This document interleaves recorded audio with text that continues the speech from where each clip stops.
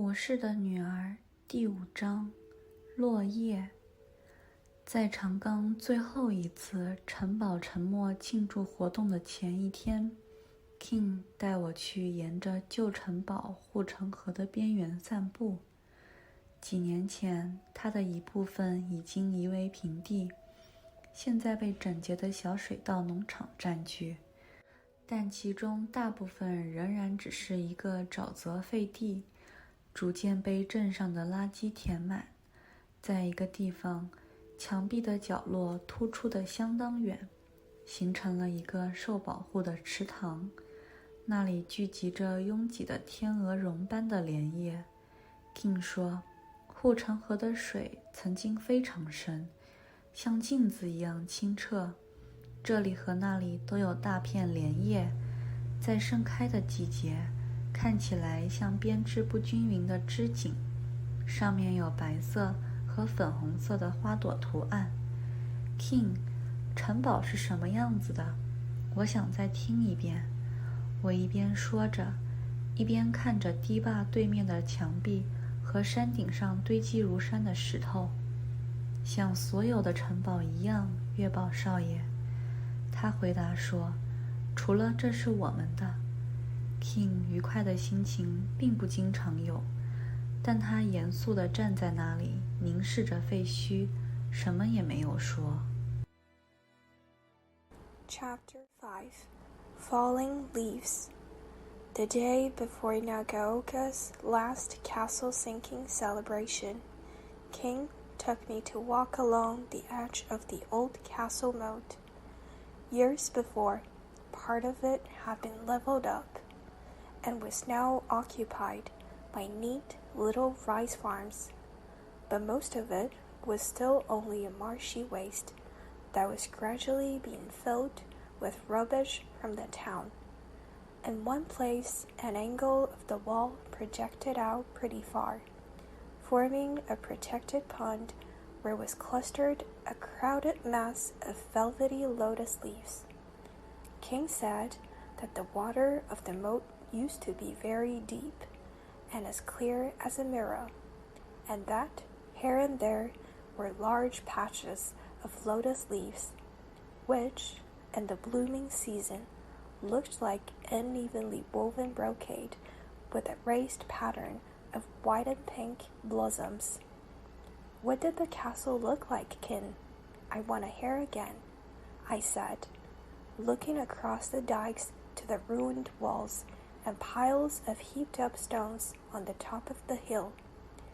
Like all castles at Tsubosama, she replied, except that this was ours. It was not often that Kin's gay spirits were sobered, but she stood gazing gravely across at the ruins, saying nothing more. 我把脸转向那座山，闭上眼睛，试图在脑海中看到吉亚或医师忠厚的嘴唇经常为我描绘的画面。这是一片方形的石头和灰泥，有狭窄的白栅栏窗户，一层层弯曲的屋顶巧妙地交错在一起。从任何一个角落扔出去的东西都会畅通地落到地面上。在高高的屋顶和尖尖的屋檐上，在弯曲的屋脊的两侧，有一条翘起尾巴的青铜鱼，在阳光下闪着丰富而黑暗的光。下面，在松树顶的堤坝底部，黑暗而安静而沉睡的护城河的水，被简单的人称为了无底。清澈的水倒映着龟背墙的6面石头。来吧，月宝少爷，我们必须走了。我猛地睁开眼睛，那里除了堤坝，什么也没有了。堤坝曾经是抵御飞剑和长矛的屏障，而现在只是山丘上宁静的菜园。I turned my face toward the hill and closed my eyes, trying to see in my mind the picture so often painted for me by the loyal lips of Jia or Ishi. a great square mass of stone and plaster, with narrow, white-barked windows and tiers of curving roofs, artistically zigzagging over each other in such a manner that an object thrown from any corner would find an unobstructed path to the ground. And high above the deep eaves and many pointed roofs, on each end of the curving roof ridge, a bronze fish with uplifted tail shining rich and dark in the sunshine. Below, at the base of the pine-topped dikes, slept in dark quietude the waters of the moat, called the bottomless by simple-hearted people, whose clear waters reflected the six-sided stones of the tortoise-back wall. Come, Itsubo-sama, we must go. I opened my eyes with a jerk. Nothing of the picture was there, except the dikes that once formed a protection from flying arrows and shooting spears, and now were only hilly, peaceful vegetable gardens. 远处的这片土地 ，King 说着，在我们出发回家的路上，他的手一挥，曾经是由贵族侍从们的美丽花园覆盖的，他们的豪宅都集中在城堡的外墙周围。现在，所有的美丽都被挤进了数百个普通的小农场，而其中的一些，就像我们的一样，是由古老光荣的封臣们没用的手犁出来的。King 一路安静地走在回家的路上，我轻轻地走到他身边，对明天庆祝活动的美好有些期待，又有些抑制。城堡沉默是日本文学中使用的一个术语，用来描述被征服民族无用城堡的崇高荒凉。新政府既明智又慷慨地努力帮助其臣民适应战争结束时面临令人困惑的局面，但长冈人迟迟没有忘记，许多人仍然认为把这位神将的皇帝从他神圣与和平的宫殿里拖出来，然后把他扔进一个物质的肮脏世界，这是一种亵渎。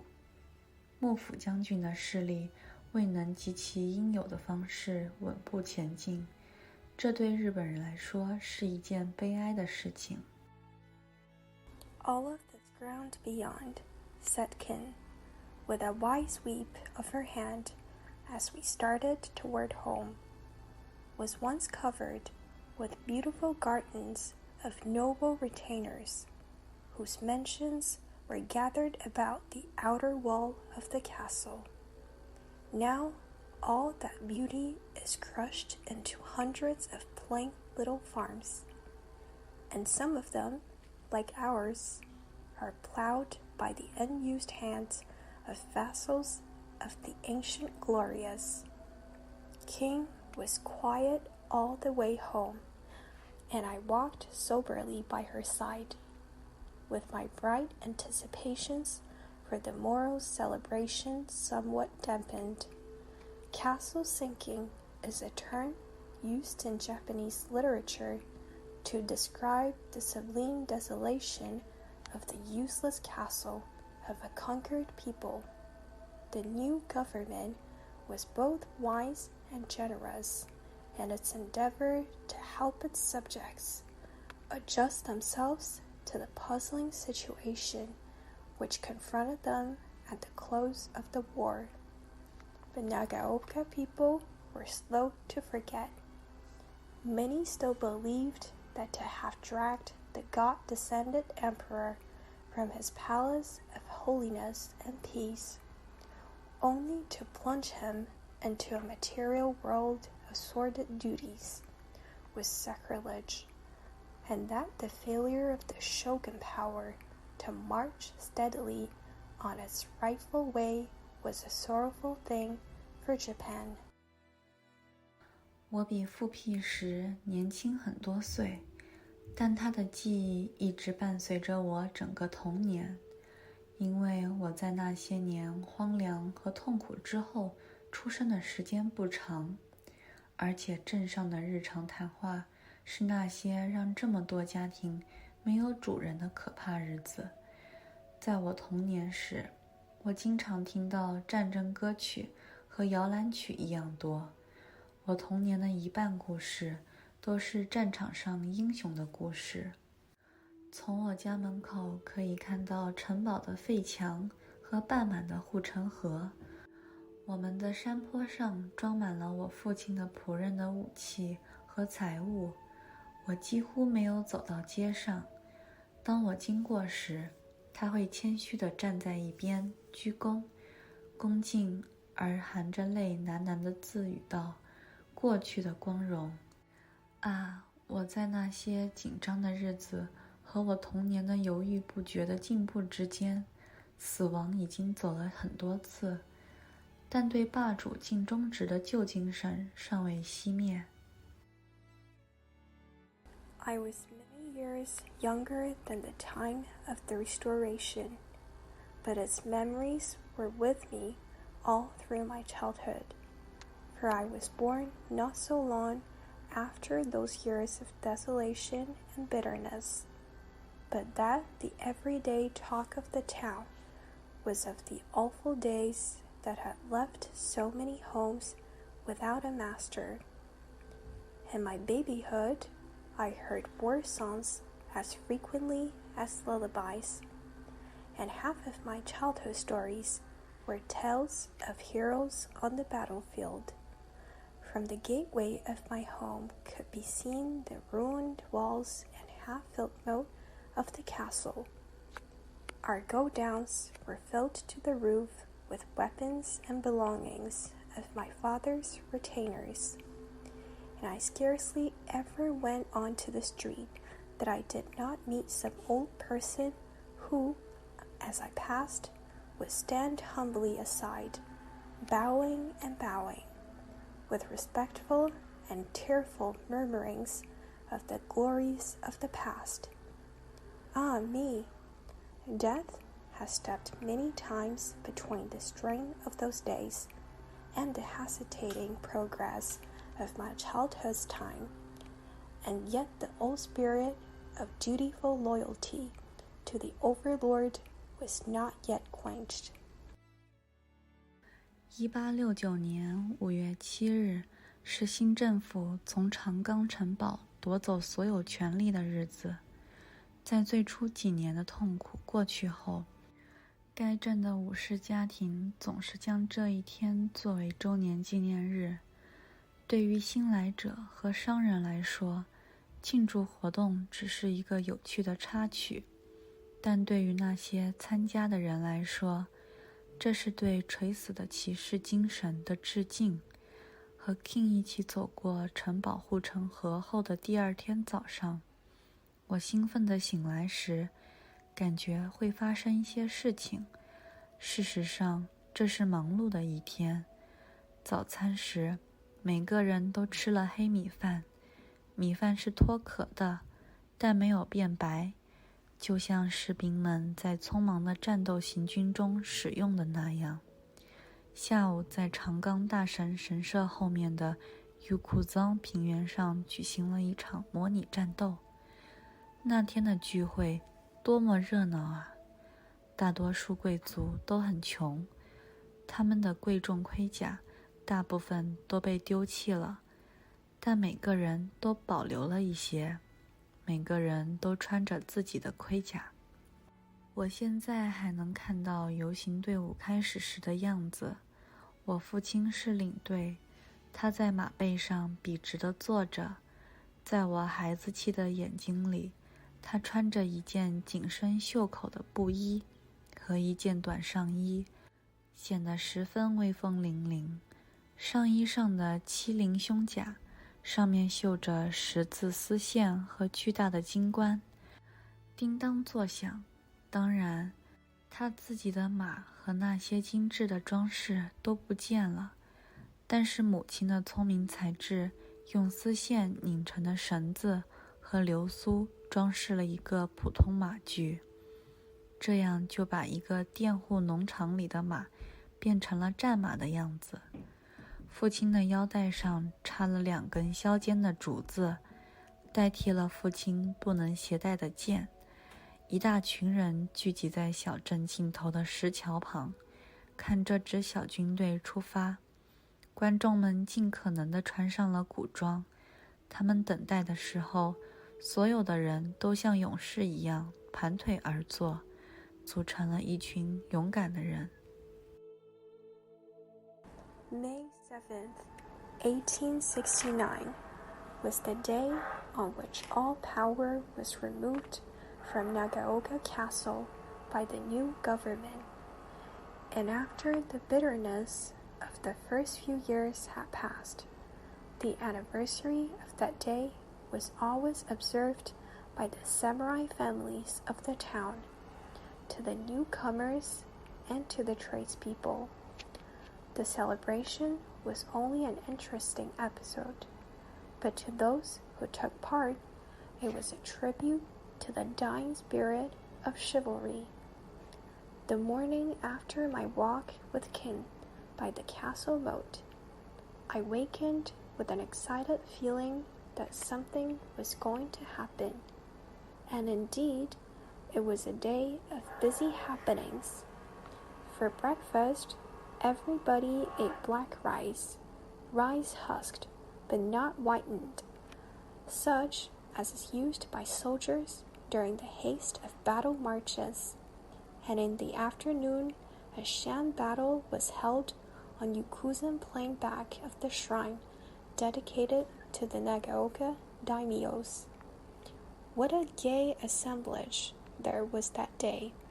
Most of the aristocracy were poor, and much of their valuable armor had been disposed of, but everybody had retained some, and each one appeared in what he had. I can even now see the procession had started, with my father as a leader. He sat very straight on his horse, and, to my childish eyes, looked very grand in his cloth garment with close wrist sleeves and bloomer-like skirt, over which rattled and clanged the lacquer-scaled breastplate with its cross-stitching of silk cord and its great gold crest. Of course, his own horse was gone, as well as its elaborate trappings. The mother's ingenuity had decorated a plain harness with cords and tassels twisted from strips of silk, thus transforming a tenant's farm horse into somewhat the appearance of a war steed. And in place of the swords, father was no longer allowed to carry. He wore 2 sharpened bamboo sticks through his sash. A great crowd of people gathered by the stone bridge at the end of the town to see the little army start out. The spectators had clothed themselves as far as they could in ancient dress, and as they waited, the men all sitting with crossed legs in warrior fashion, they made a courageous-looking company. 然后鼓声响起，我父亲举起他的腮海，一根挂着文件的棍子。他的祖先带着他来引导他们的追随者，然后骑马走了。后面跟着一长队身穿盔甲的人，准备战斗。他们穿过田野，爬山，在每个战士在寺庙敬礼后，他们聚集在平原上战斗。随后举办了射箭、击剑、投掷长矛和各种体育项目的展览。我们的男仆去平原看体育比赛，但女仆整天都在忙着准备返校节。草垫铺在草地上，花园里点燃了许多火，绑在坚固的树枝三脚架上，摆动着大铁壶，里面有味增调味的猎物，用孵米草勾成了营地士兵的食物。黄昏时分，小军队骑马回来了，我们孩子穿着最好的衣服，跑到大门前，在2个高大的灯笼架之间等着。灯光下，当父亲看到我们时，他打开他的铁战扇，来回摆动，就像人们挥舞手帕问候一样。我们鞠躬作为回应。你尊敬的父亲今天看起来像他过去繁荣时期的样子。母亲半悲伤地说，我很感激你，他的女儿，如此的见过他。Then the drum sounded, and my father raised his scythe, a stick with dangling papers, which his ancestors had carried to guide their followers, and rode away, followed by a long train of men in armor, as for war. They crossed the fields, climbed the mountains, and after each warrior had made salutation at the temple, they gathered on the plain for the battle, following it with an exhibition in archery, fencing, spear throwing, and athletic sports of various kinds. Our men servants went to Yukuzan Plain to watch the sports, but the women were busy all day preparing for the homecoming. Straw mats were spread on the grass, and many fires were kindled in the garden, over which, tied to a tripod of strong branches, swung large iron kettles holding game seasoned with miso, which with brown rice forms the food of soldiers in the camp. About twilight, the little army came riding back. We children, dressed in our best attire, ran out to the big gateway and waited between the 2 tall lantern stands with the welcoming lights.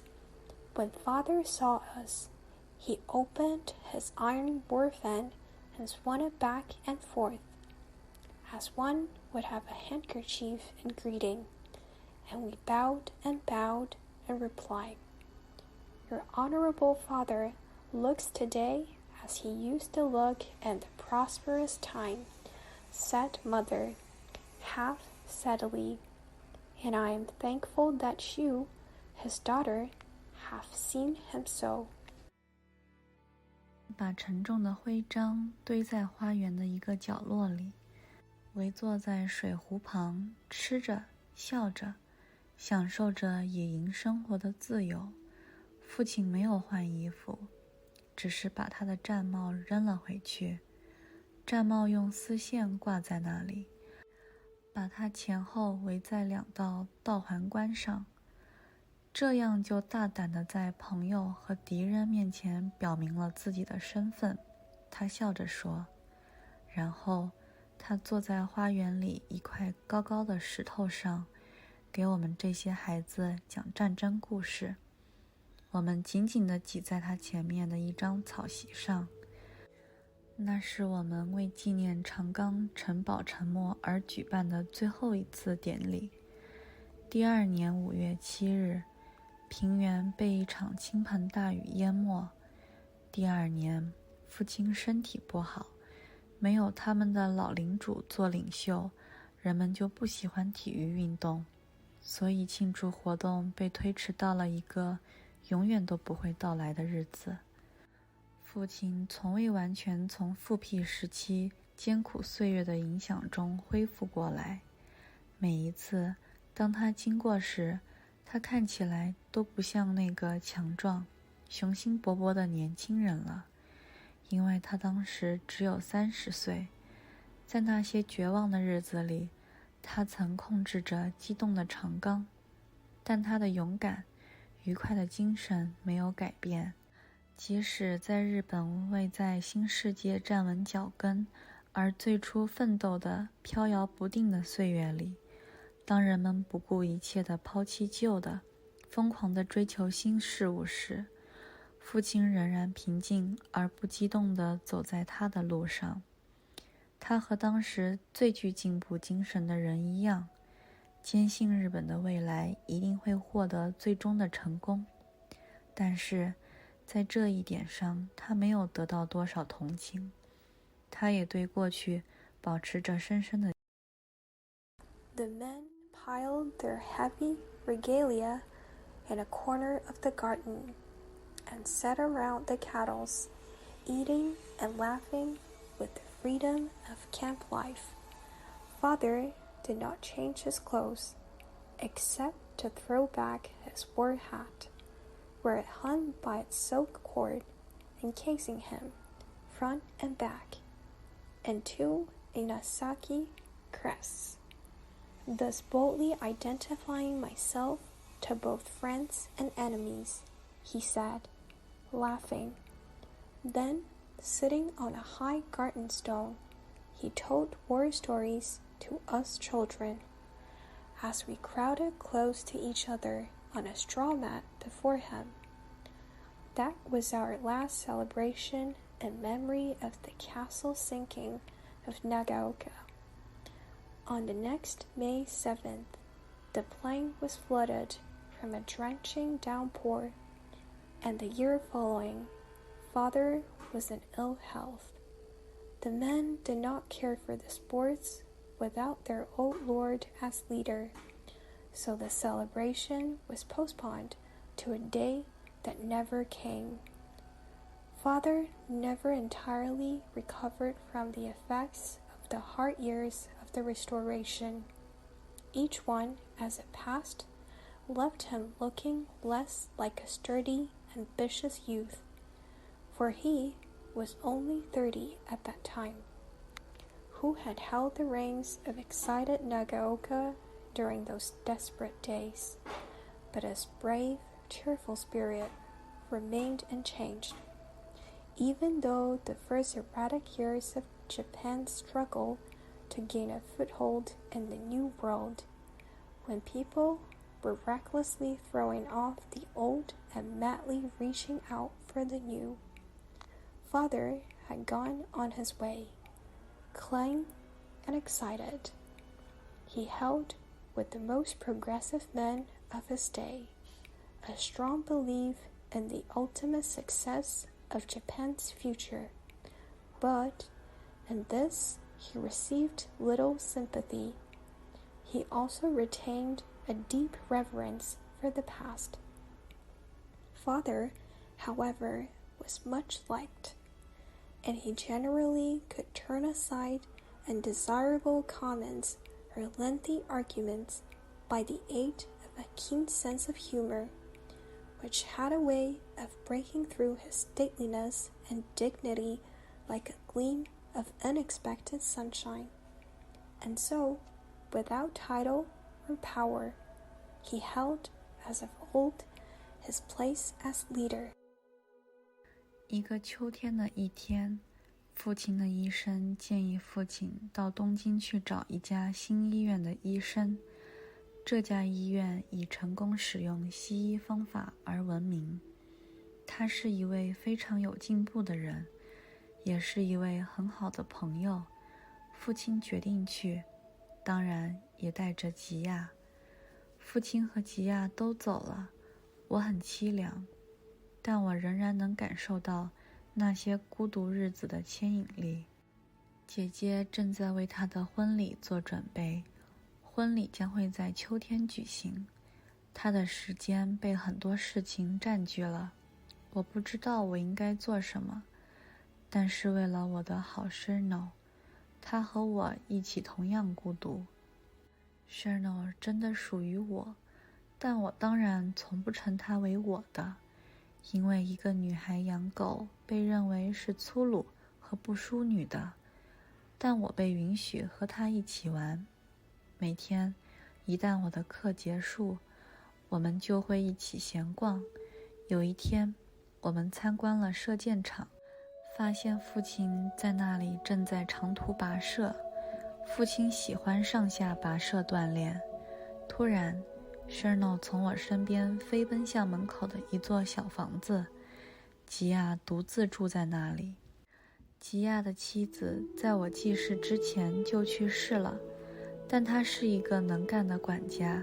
夏天在任何下午，我可能会去他整洁的门廊，每次都会发现一个方形漆盒，里面装着一个小女孩在2餐之间可能想吃的最美味的食物，一个用灰烬烘烤并撒盐的红薯，或者一些棕色的大栗子，直到它们的外壳爆裂，散发着等待我手指的精致的奶油味。我匆匆追赶Cheryl，发现它紧紧地靠在门廊上，尾巴摇摆，鼻子急切地嗅着漆盒曾经放过的角落。One autumn day, Father's physician, who was a very progressive man and as much friend as physician, suggested that Father should go to Tokyo and consult some doctors of a new hospital renowned for its successful use of Western methods. Father decided to go, and of course he took Gia with him. With Father and Gia both gone, I was desolate. I still feel the hard pull of those lonely days. Sister was preparing for her marriage, which was to take place in the fall, and her time was taken up with many things. I don't know what I should have done but for my good Shiro, who was equally lonely with me. Shiro really belonged to me, but of course I never called him mine, for it was considered rough and unladylike for a girl to own a dog. But I was allowed to play with him, and every day, as soon as my lessons were over, we would wander around together. One day we had visited the archery ground and were on the long walk where Father liked to trudge up and down for exercise, when suddenly Shiro galloped away from me toward a little house just within the gateway, where Gia lived alone. Gia's wife had died before I could remember, but he was a capable housekeeper, and any afternoon during the summer that I might go to his neat porch, I would find a square lacquer box holding the most delicious things that a little girl could possibly want to eat between meals. A sweet potato baked in ashes and sprinkled with salt, or some big brown chestnuts baked until their jackets had burst, disclosing the creamy richness of the dainty that was waiting for my fingers. I hurried after Shiro and found him pushed close against the porch, his tail wagging and his nose eagerly sniffing in the corner where the lacquer box used to stand. 哦，不不 Cheryl， 我悲伤地说，漆盒不见了，吉亚走了，每个人都走了。我在门廊边坐下，Cheryl冷冷的鼻子依偎在我的长袖里。我们是2个最令人不安的生物。当我把手埋在她粗糙的白色皮毛里时，我不得不努力地记住武士的女儿不会哭。我突然想起了一句谚语，不合理的放松就是懦弱。我跳了起来，我和 Cheryl 谈过了，我和她一起玩，甚至和她一起在花园里比赛。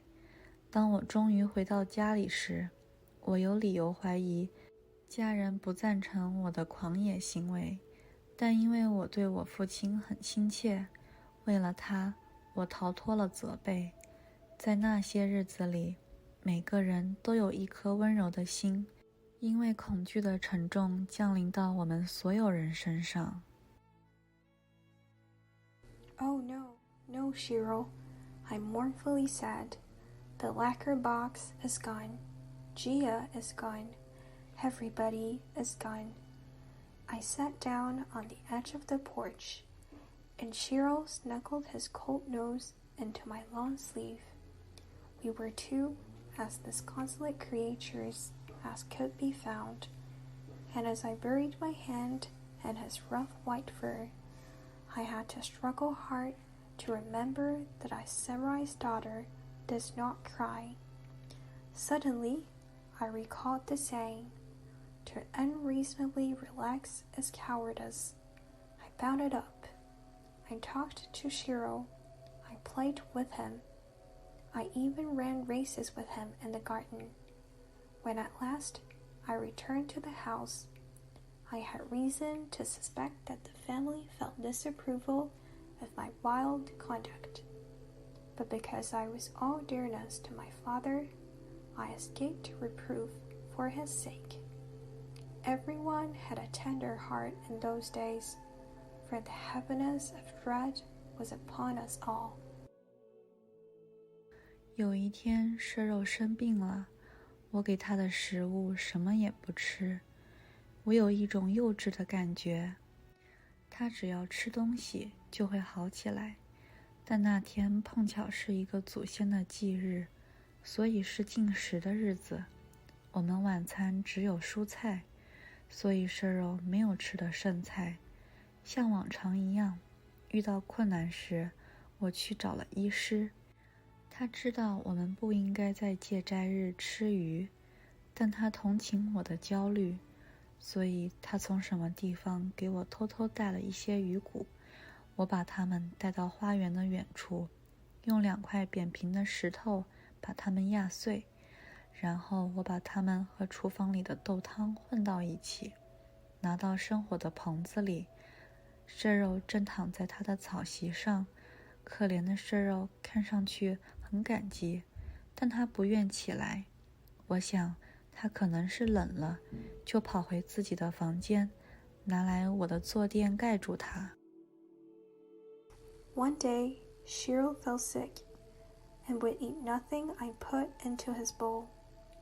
I had a childish feeling that he would get well. But that day happened to be the death anniversary of an ancestor, and was therefore a day of fasting. We had only vegetables for dinner, and so there were no good scrapes for Shiro.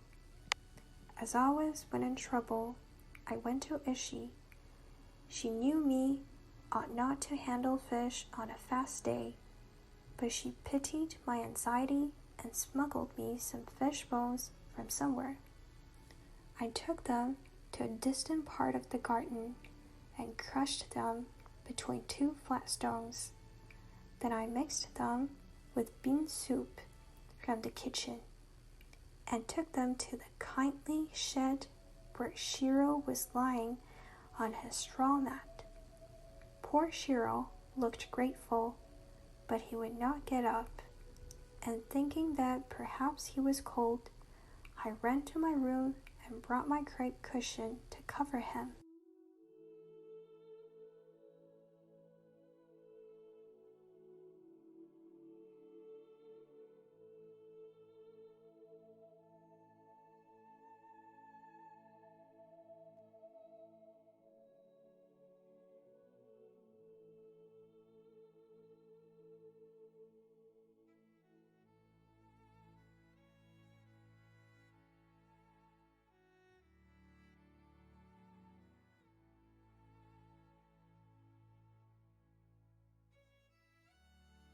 当这件事被我祖母知道后，她叫我去她的房间。当我鞠躬后抬起头的那一刻，我知道这不是一个可以用甜豆饼来招待我的时刻。小月子，她说，她总是严厉地叫我月子。我必须跟你说件重要的事。听说你用真丝靠垫把蛇肉包了。我被他的语气吓了一跳，温顺地鞠了一躬。你难道不知道？他继续说，你对蛇肉做了不合适的事情，这是对他最大的不仁慈吗？我一定看起来很震惊和困惑，因为他在那之后非常温柔地说话，解释说，由于白狗属于比人类更低的顺序，我的善良可能会推迟一辈子摄肉以人形出生。根据轮回信仰，创造次序之间的界限必须严格维持。如果我们不把一个动物放在它应有的位置上，我们可能会阻止它在下一个化身中前进。每一个虔诚的佛教徒都是绝对服从命运的，因为他被教导说，他现在生活的苦难，要么是对他上一世犯下的罪行的赎罪，要么是为他未来更高的生活做准备的必要教育。这种信念使日本的劳动阶级在历年的苦难中保持着愉悦的顺从，但它也教会我们以如此冷漠的态度看待低于我们的生物的苦难，以至于我们作为一个国家几乎对同情视而不见。When this became known to my grandmother, she sent for me to come to her room. The moment I lifted my face after bowing, I knew this was not one of the times when I was to be entertained with sweet bean cake. Little Itsuko, she said. She always called me Itsuko when she spoke sternly. I must speak to you of something very important. I am told that you wrapped Shiro with her silk cushion. Startled at her tone, I meekly bowed. Do you not know, she went on, that you're guilty of the utmost unkindness to Shiro when you do inappropriate things for him?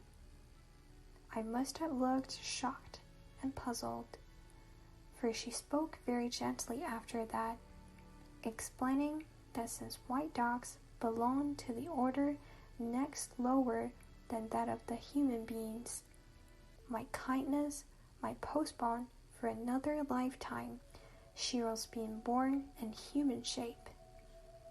According to transmigration belief, the boundary line between the orders of creation must be strictly maintained. If we place an animal above its proper position, we may prevent its advance in the next incarnation. Every devout Buddhist is absolutely submissive to fate, for he is taught that hardship in his present life is either the atonement for sins committed in the last existence, or the education necessary to prepare him for a higher place in the life to come. This belief was held Japan's laboring class in cheerful resignation through ages of hardship, but also it has taught us to look with such indifference upon the sufferings of creatures below us and the order of creation that we have become, as a nation, almost sympathy blind. 为了礼貌起见，我尽快地谢过祖母，然后赶紧去请求摄肉的原谅。我发现他很舒服地盖着一条适合他位置的软稻草席子。在外面的花园里，两个苦力正在烧真丝垫子，他们的脸非常严肃。可怜的摄肉，他得到了我们所能给予的最好的照顾，但第二天早上，他的身体在草席下睡着了，他的精神已经进入了另一种状态。我祈祷这种状态不会因为我善意的错误而降低。他被埋在花园阳光最灿烂的角落，在一棵大栗树下。许多个秋天的早晨，我和他曾在这里愉快地摇来摇去，捡起掉落的棕色栗子。摄肉的坟墓绝对不能公开，但我父亲回来后，悄悄地在上面放了一块灰色的小石头，以纪念他小女儿最忠诚的臣子。唉，栗子还没有等栗子的棕色洒在摄肉的坟墓上，我亲爱的父亲就已经长眠在了乔科斯的家族墓地里，镀金的神龛里又放了一个石板。我们每天早晚都要在他面前满怀爱意和崇敬的鞠躬。As quickly as possible to be polite, I thanked my grandmother and hurried to beg Shiro's pardon. I found him covered very comfortably with a matting of soft rice straw suitable to his station. Out in the garden, 2 coolies were engaged in breading the cracked cushion. Their faces were very grave. Poor Shiro, he had the best care we could give him. But the next morning, his body was asleep under the straw matting, and his spirit had passed on to the next state, which I pray was not lower because of my kindly meant mistake. He was buried in the sunniest corner of the garden beneath a big chestnut tree, where many an autumn morning he and I had happily tossed and caught the fallen brown nuts. It would never have done for Shiro's grave to be publicly marked, but over it my father quietly placed, on his return, a small gray stone in memory of his little girl's most faithful vassal. Alas, before the chestnut burrs were spilling their brown nuts over Shiro's grave, my dear father had been laid to rest in the family burial ground at Chikoji, and one more tablet had been placed in the gilded shrine before which every morning and evening we bowed in love and reverence.